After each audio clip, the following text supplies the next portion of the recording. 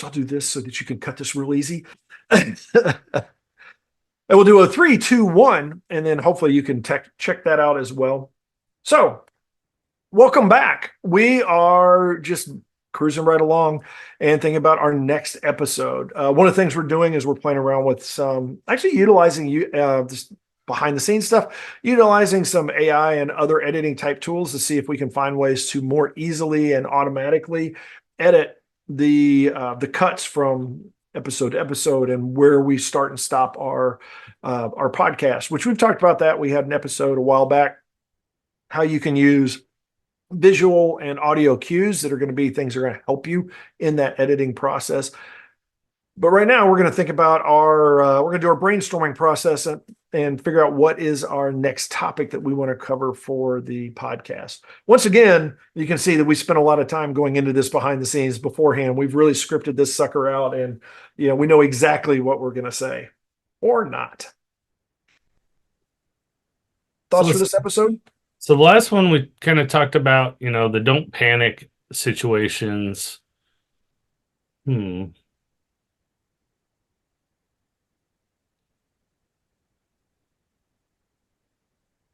Talked about communication last week. We've got a little bit of the we management really stuff. Silos. What was that? Have we touched on silos? Oh, we probably have, but we can definitely touch on silos. What are you thinking? I was thinking communicate, like interdepartmental communications. Like we've talked about software working with our teams, working with the customer, but we haven't really talked about working with multiple teams within an organization. Oh, yeah, that becomes that's an interesting. Sort of like the handoff. You talk about like handoff points and stuff like that. Kind of, and kind of working with different departments, like collaboration with different departments and the customer. Like in some cases, for example, in my current position, I don't ever see my end customer. I don't know who they are, what they are. I have an idea what they do based on what our requirements are, but we never see them. So we're kind of writing in a vacuum. And we have QA, we have marketing people, we have sales people, but we're kind of heads down. We have our product manager and product owner, and that's it. Well, and those become that's actually that's almost with blinders on. That's actually like coding when you don't get you don't have. It's just coding the requirements at that point. And that's where you just sort of that really goes into. I think what we touch on regularly is sort of like you're going to have to ask questions when you get requirements. If a lot of times you got to read through it, think through it, and then you got to make sure you're asking questions about it. Like, okay, like this is what the requirement says, but what does that really mean as far as what are the constraints? And it's really walking through a requirement and how do I know what a requirement is? How do I define a requirement? How do I vet or test a requirement? And then how do I translate that into, it gets into the development side of, okay, how do we take that and implement it? And prevent because our biggest problem is we literally have to write to the requirements. Like correct. We can't add anything. And if it's implied, we have to go back. Yeah, that's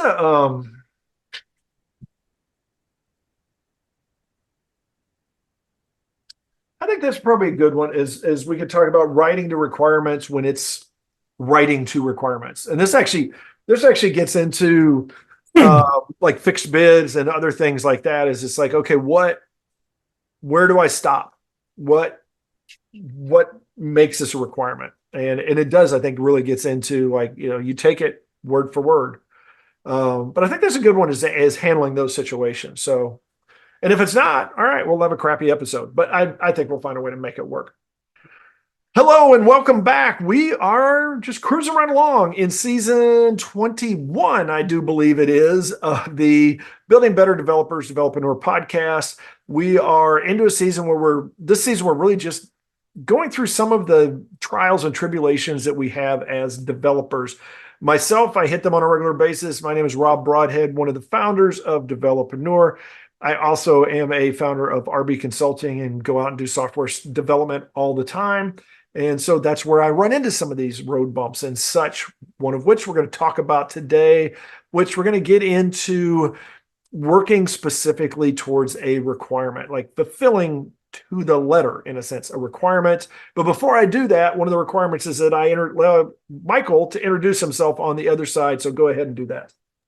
Hey everyone, I'm Michael Meloche. I'm a co-founder of Developreneur and founder of Envision QA, where we help small healthcare clinicians and small businesses build software and test and improve their software through testing.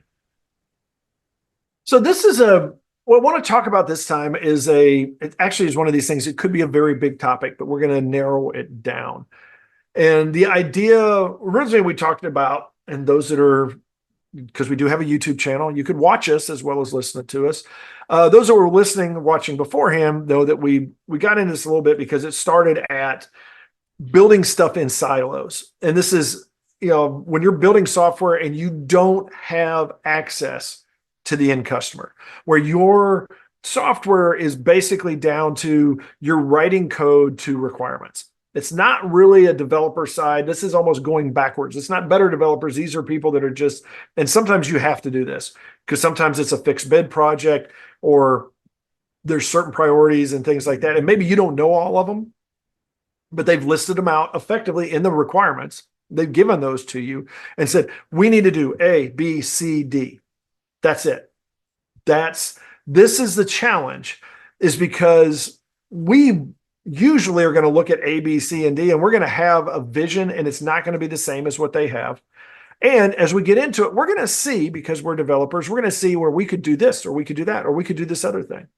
One of the most frustrating customers I've ever had was one that did not want us to change the code other than exactly the minimal changes to the code to do that task. And the code was atrocious.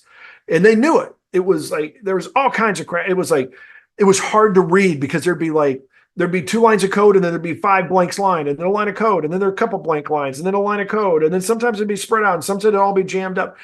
Just visually, it made you like your head spin a little bit. And they knew this, but they didn't want to change anything.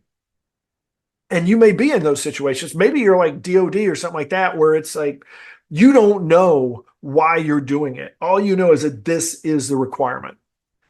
And so those are the situations I want to talk about today, is when you have a requirement or a hard list of requirements that like, this is the task you're supposed to do. This gets into something that's very near and dear to Michael's heart, because he mentions it probably every episode, is look at the requirement and then make sure you clearly understand it. Do not be afraid to kick back questions, however you can do those, to say, okay, you gave me these requirements, but here's some things that I need to have clarification on. You're not saying that their requirements are no good or that they can't be done or anything like that. What you're trying to do is you're trying to make sure that you understand the scope and the context. And then and so that should give you the start, is make sure you understand very clearly. If you can, don't be like, sometimes the best way to do it is to essentially verbalize back, whether it's through an email or whatever, to say, okay, you sent me these requirements. And so you basically respond back with the design or something along those lines that say, okay, this is what I'm going to build, or this is what I'm going to code, or this is what I'm going to create. It's going to do this and this and this. And it may be that that's there, or maybe that you're just adding to that ticket because you're saying, okay, let's make sure that I know what the criteria are to say that it's done. What are the validation criteria to say that this works? What are the things that what are the various inputs and what are the acceptable outputs? Walk through that data. This is where you have to get really detailed, because what you don't want to do is anything that's beyond what's in that requirement, because you don't know. And I will tell a nice little story too. This is a shared person we know. You don't know what effect that's going to have on something else. So if you go if you color outside of the lines in a situation like this, it could be a problem. Now, I'm going to give you an example that is more than you probably are going to get into in this kind of situation, but an example of going outside the lines. We had a situation, somebody that we were working with, a developer, the requirements were pretty simple. It was, we need to give a response. We need to have a pop-up. I think it was a pop-up window, or it was a message bar kind of thing that says that when you save something or edit something, that you get a response back that says, hey, I saved it. This has been saved. This was a successful transaction. That was essentially the gist of it. It's like, hey, on this application, we've got 5 places that we do these actions. We need to have we need to have a confirmation so the user knows that that it occurred. Guy that did this, developer, was like young and go-getter and wanted to show stuff off. So first off, he turned it into a little pop-up window. Cool. Okay, you want to do a pop-up window instead of a status bar? That's all right. That's fine. That wasn't in the requirement. That still works. That shows them something. Now, the problem is, starting with just that window, is that now that means somebody may have to click to continue on, and maybe they don't want to do that. So if you're thinking about that, don't do it unless there's something implied, or ask a question and say, hey, I'm thinking about doing this with your original design. Say, this is what I'm going to do. Let's make sure that this conforms to the requirements. If it doesn't say, give me a pop-up, if it just says show a status, then you just show a status on the screen in some way, form, or fashion. Don't add the pop-up. Error number 1. Error number 2 is his pop-up was in text that was like little blinky lights. That nobody likes blinky lights. They did in like 1970 when there was a first web page came out, when Al Gore created the first web page. Since then, nobody wants little blinking lights around their messages. So that was also an error, because it's like, you can do it, but that doesn't mean you should. The other thing he did, which is actually a really interesting little tweak that we need to consider, along with the pop-up box, is that he had it fade away after 5 seconds. Is it would flash the text up and it would fade away and everything would go away. So if you turned away, if you hit save and you turned away and you look back, you may not see that message at all. Our boss read him the riot act over that stuff, because he's like, I don't like these. I don't like this look. And you can't do that because people aren't going to be able to see it. And it totally blindsided him, because he was going into a meeting thinking he was going to get a big pat on the back and I don't know, kudos or raise or promoted to CEO or whatever it was. He thought it was all good. Our boss did not. Ripped him a new one. And it is because, and it's his fault, and it is his fault because he had requirements and he decided to color out on the lines, and that was not part of it. Now, if you're a designer, if you're something where they say, hey, go make this work, we want you to build something that impresses us, then you may do some of that. But even then, even if you're not in a silo, think about what may impress those people, or ask them about it, or give them some options so that you're not putting something in front of them that they end up not liking, because you don't want to spend a lot of time building something that isn't going to work or isn't going to fit the requirements. So look at the requirements, be clear. And then if you have an itch to do anything that is not part of the requirement, it's like the old, what would Jesus do? It's like, what would the requirement do? Look at the requirement and say, does that thing that you're building, does that exactly match the requirement? And if not, don't do it. Ask a question, see if this is needed, or if you're trying to help them, say, would it be helpful if we can do that? Because sometimes they're going to clap back and say no. Sometimes they're going to be like, oh, I didn't think about that. Yes, let's adjust the requirements. Your thoughts on that while I close windows that are being rained in on? Yeah, so the first thing that came to mind on that, I know I keep bringing this up, but it goes back to that swing and roller coaster cartoon that's on the internet for software development, where the initial request from the user is they want a tree swing, and it goes from every concept of wooden plank swing, putting it on a tree, cutting the tree in half, building for a roller coaster, not supporting it, etc. Requirements are important, but the other thing that's interesting in this conversation, as Rob mentioned, is if you are doing this as a fixed bid, or you're doing this as a contractor, or you are working in a silo for an organization, anything you do costs time, which costs you money.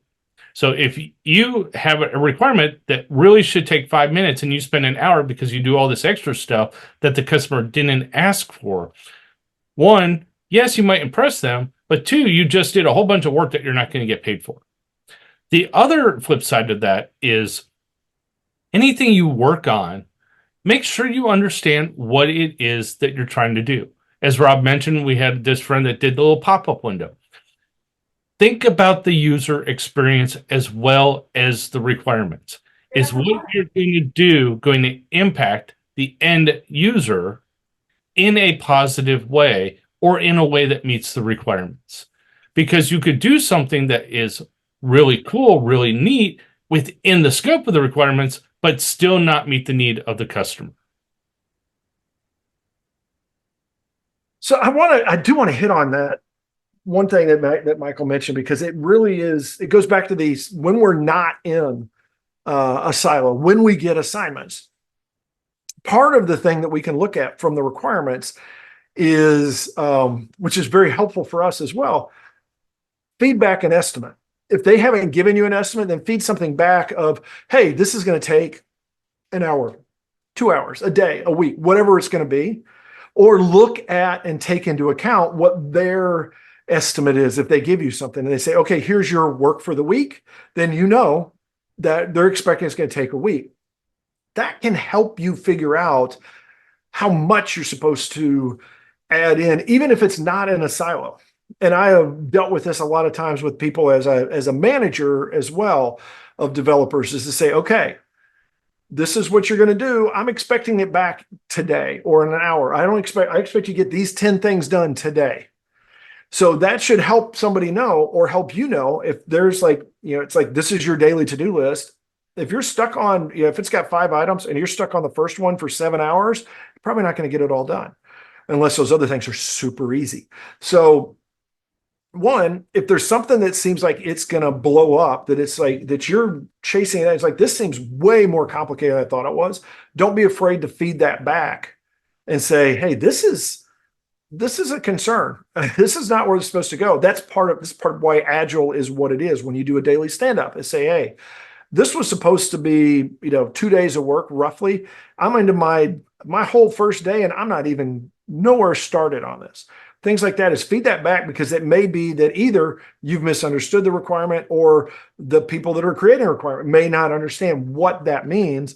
And particularly with a customer, this may be something like, oh, if it's going to take, I thought it was just going to take you 5 minutes. If it's not going to take you 5 minutes, I don't need it. It allows people to properly prioritize. And it helps you to think through, like, what is really expected out of this. If it's something where you've got like, very strict requirements, and it's something where it's like, oh, that's 10 lines of code if I do it a certain way, then it's like, okay, and you only have time to do those 10 lines of code, then that's what you do. Now, obvious, well, it's not obviously, but it should be included that you're going to have, you're going to do some testing and some validation and stuff like that as well. So nothing gets done like that, at least not completely done. But that is a really important thing to think about, is what is the scope and the expectations of what you're building as well, because you don't want to be in a situation where you run, especially these days with the mobile development kind of stuff we do, or the remote development that we do, where we're out there somewhere, we get some requirements. If we go away for a week and come back and we're nowhere close to end, but they thought we were done with those requirements 4 days ago, then that's going to be a problem. So we want to make sure that we're clear also on the scope and the level of effort that's going to be involved with what we do. And with that, also something we haven't really talked about here, if you're in this silo environment, you might not be the only one. The software you could be working on could have multiple different teams, multiple different silos working on this application. So your changes could impact someone else, or someone else's changes could impact you. So understanding the requirements and understanding how that interacts, not necessarily full big picture, but a bigger picture to the why we're doing this, does make sense. Unfortunately, in some situations, you don't have the capability of asking that why. You can only really get into the requirements as to, all right, what is within the scope of this ticket? What am I doing? Why is this needed? Not necessarily why is this application needed, but within the functionality that you're working on, you need to not forcefully, but you need to at least understand and be forthcoming with the person who's requesting the changes. That could be the project owner, that could be your boss, it could be another developer, it could be a bug ticket that was reported. but make sure you understand what the issue is, what the requirements are. Are there any screenshots? Are there any scripts to kind of lay out how to test this? Is this a user interaction? Is this a web page? Is there any diagrams to kind of help you understand how it's all put together? And then from there, then you can give an estimate. Now, if you're new to this game, you're going to be wrong a lot. You're going to be behind the ball. So make sure you give yourself time, at least on the first few assignments, to really understand what it is and how things work within the organization. As you build up your skills, you're going to be better at estimating those times. But, even us seasoned developers, we can miss something because we don't have a requirement. This 1 hour change can now take us a week because, whoops, we need this third-party API or we need this integration piece. Oh, that's not done yet. Well, we can't move forward. We can build something to stub that, but that still takes time. And that was time that was not considered in the initial requirements. And that's actually the working as a team is part of that as well, is because sometimes you're going to be given something and there is an expectation of when it's going to be delivered. And you may look at it and say, hey, I'm going to deliver it a little late, but I'm going to add so much extra stuff to it that it's going to be worth it. You may not have the ability to make that decision, because what may happen is that your piece has to be done by that time because somebody else is waiting on it. And so if you delay, then it causes somebody else to be delayed and then somebody else to be delayed. And you can throw a lot of stuff off schedule if you start, sort of going off on your own. So this topic really does cover it's almost like the reverse of building better developers. It's being a better developer as a team player, but it's really when you're in situations, and we all will hit those sometimes, where it's like, we just need to be a coder. Yes, we want to build we want to have all this knowledge and experience around the solutions we build, but sometimes it is not that we're building something better. It's that they need us to build it faster, because we can write that code quickly. We can do it simply. We can get there, get in and get out, and not be dawdling around. And it's not that they need our ability to write the coolest, most flowery, awesome solution. They need us to write one quick that works, that we can verify and then move on. And so understand the context of what you're doing, and that will help keep you out of trouble. Final thoughts on this? Yeah, the biggest thing I kind of want to leave as a takeaway is, as you're working your tickets, or if you're working these contracts independently or fixed bids for customers, take the requirements, take the job, take the ticket that you need to work on. Understand what it is you're being asked to do. Make sure you stay within the focus of those requirements and what the user accepted criteria is. Don't go outside of the box in these situations. Don't add too many bells and whistles. Stay focused, work on the task at hand, and get the work done within the time frame. And we're trying to get our work done within our time frame. So we're going to wrap this one up in a respect to your time. As always, you can shoot us questions at info@developreneur.com. You can check us out on Facebook. You can check us out on LinkedIn. You can check this out on YouTube. There's lots of places out there. Wherever you do podcasts, we're out there. And if not, let us know. They should already be there, but if not, we'll add ourselves to the stack. As always, looking for comments, questions, recommendations, requests, things like that. Any feedback we love to have, because this is as much for you as it is for us, actually more for you than it is for us, because we're just, going through and sort of venting a little bit at the end of the day and trying to help out some others so that we can essentially be a cautionary tale as others, so that our mistakes are not repeated, or at least that if you have already done those mistakes, you're like, hey, I'm not the only one. These guys do it as well. And probably a lot of others.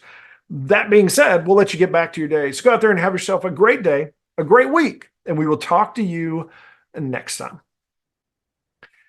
Bonus material, anything that you got on this one? I apologize because torrential rains came in. By the time I had a window all open because it was blowing before the storm and it was awesome. By the time I got over there, I had two big hand towels that just got soaked because water was just pouring in. I'm like, great. That's what I needed right in the middle of the call. So, Luckily, you did a good job vamping through that part.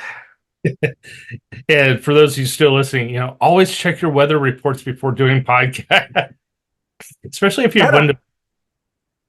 I had a house full of people. I figured worst case, they'll get it, but it was like it came up like that. And they're already scrambling all over, and I'm hearing it come down, and I'm looking over and I'm seeing water almost like come sideways into the window. I'm like, all right, I got to get this taken care of. I had the flip side of that. I had the lightning storm come in right before the call where I thought I wasn't going to have power. Luckily, I don't think I've seen the lightning. We just get rain right here. All right, we digress. Back to So, the topic.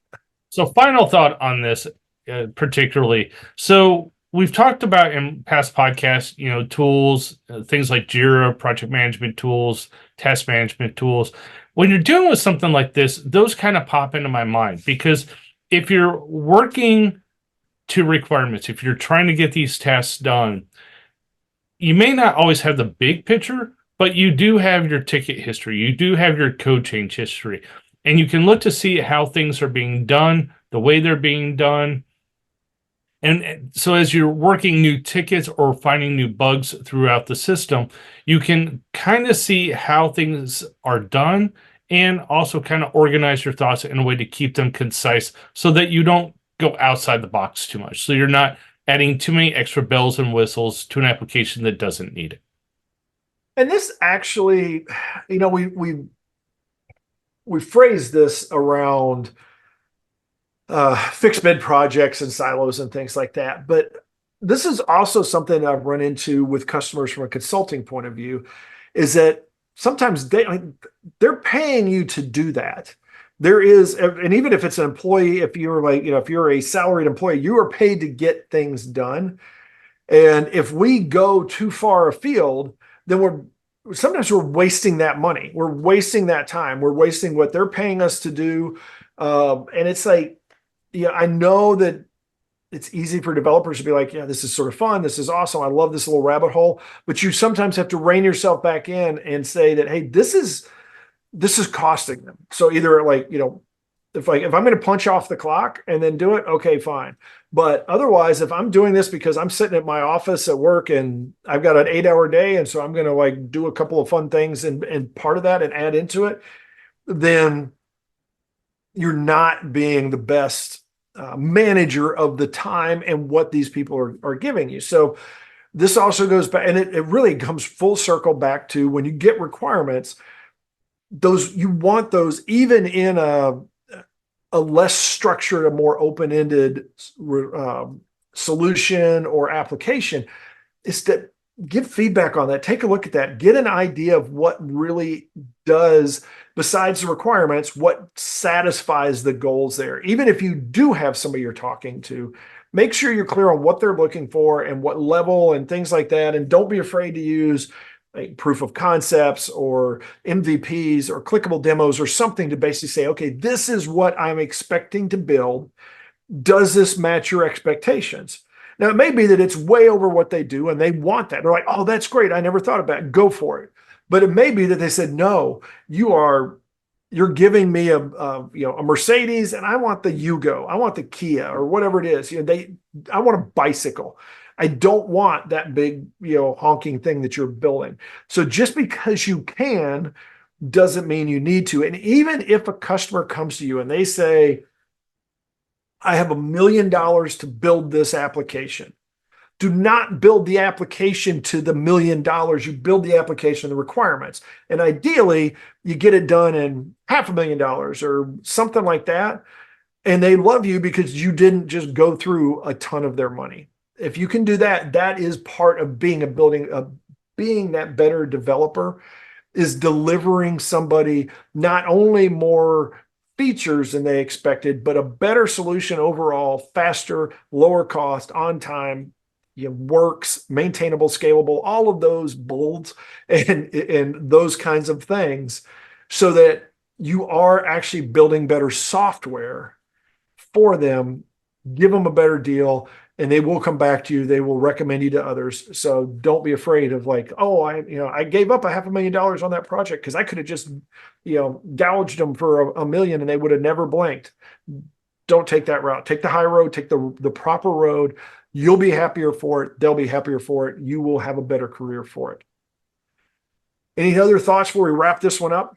Wow, that's major bonus material there. It kind of falls into the, are you being busy for busy's sake, or are you on task? Are you doing the job at hand?